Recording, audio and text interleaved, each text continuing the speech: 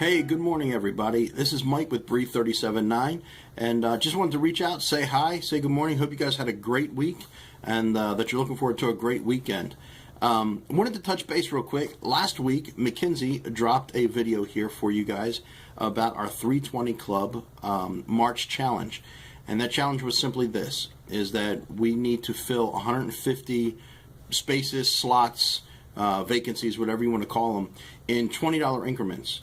So that means that if you want to donate $20 a month for a year, you would fill one of those spaces. If you wanted to donate $100 a month for a year, you would fill up 5 of those spaces.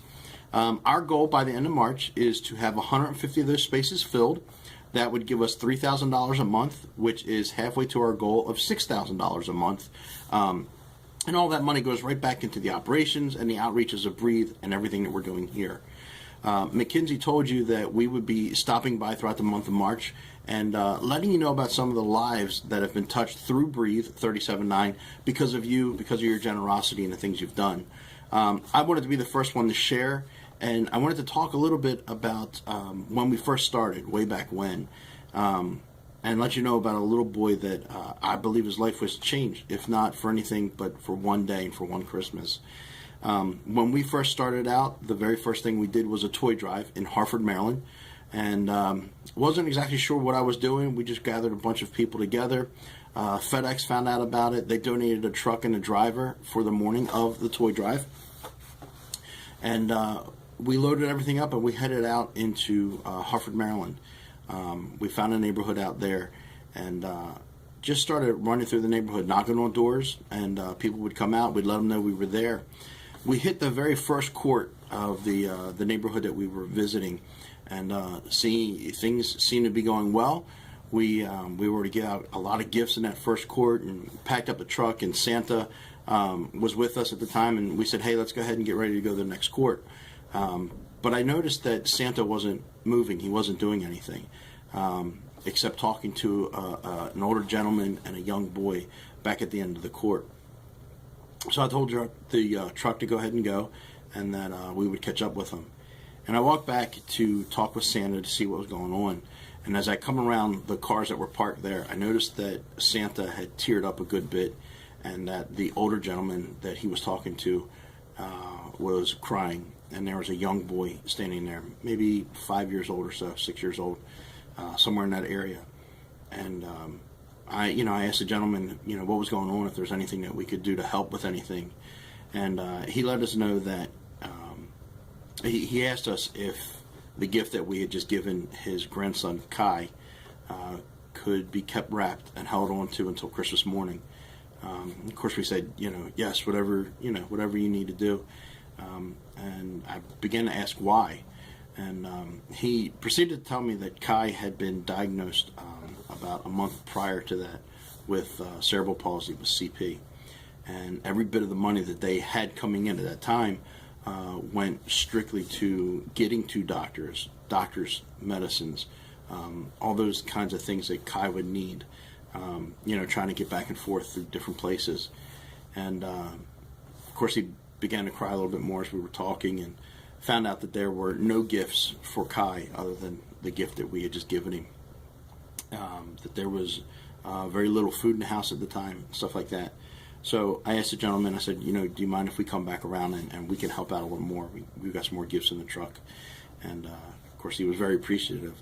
And I asked him, I said, if you don't mind, I said, I'd like to just pray with you real fast.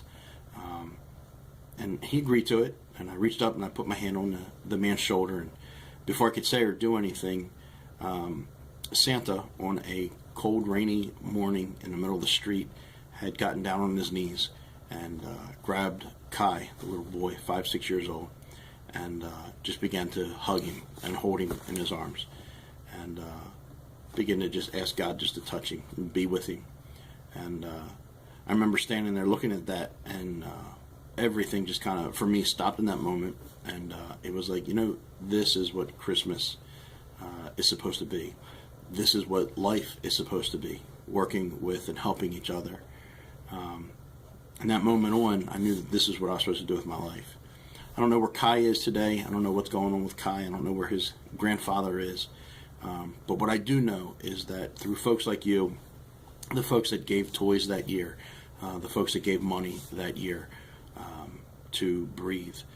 A little boy's life was changed that Christmas morning, and I believe that wherever he is, that he remembers that, and that somebody was able to love one and care enough for him to make a difference that year in his life, and I believe that restores hope as he goes through his life, and that's what we do.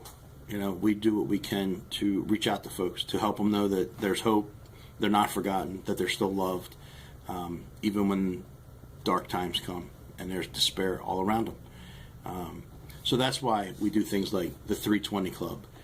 We have the March Challenge. Not because we're greedy and we want money, but because it allows us to do more and more. We have some very exciting things coming up. We're looking to spread out a little bit more, hit some other communities and things like that. And the only way that we can do that is by partnering with you and asking you to join along with us. So again, challenge this month is to fill 150 slots, and we've been able to fill some of them. For those of you that have contacted us and reached out, thank you so much. You're making more of a difference than you'll ever know. For those of you that are thinking about it, there's a link below in the comments section. You can click on it, tell you a little bit more about the 320 Club, tell you a little bit more about what we do, and just hope and pray that you guys come alongside of us and walk with us throughout this. Remember, it's $20 a month, $40, $100 a month, whatever it is that you want for 1 year. By the end of March, we want to have 150 of those spaces filled. If you have any questions, just let us know. Guys, have a great weekend. Thanks for listening, and we'll see you soon. Take care.